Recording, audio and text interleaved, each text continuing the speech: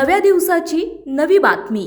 रावेत येथील एका बांधकाम साईटवर दुसऱ्या मजल्यावरून खाली पडल्याने एका मजुराचा मृत्यू झालाय। बिल्डर आणि कॉन्ट्रॅक्टरच्या निष्काळजीपणामुळे हा अपघात झाल्याचा ठपका ठेवण्यात आलाय।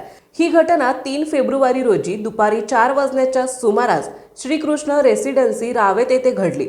याबाबत सुमन चंद्रकांत जाधव यांनी रविवारी रावेत पोलीस ठाण्यात फिर्याद दिली आहे। त्यानुसार कॉन्ट्रॅक्टर तेजस लखानी आणि बांधकाम व्यावसायिकांच्या विरोधात गुन्हा दाखल करण्यात आलाय। पोलिसांनी दिलेल्या माहितीनुसार फिर्यादी यांचे पती चंद्रकांत तेजू जाधव हे इमारतीच्या दुसऱ्या मजल्यावर वीट बांधकामाचे काम करीत असताना तोल गेल्याने खाली पडले आणि त्यांचा मृत्यू झाला।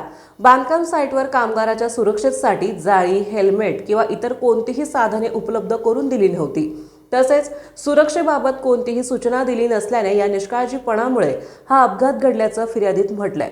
रावेत पोलीस याबाबत अधिक तपास करीत आहेत। आपल्या परिसरातील महत्त्वाच्या बातम्या पाहण्यासाठी आजच नवप्रभात न्यूज चॅनलला YouTube वर सबस्क्राइब करा आणि बेल आयकॉन प्रेस करा।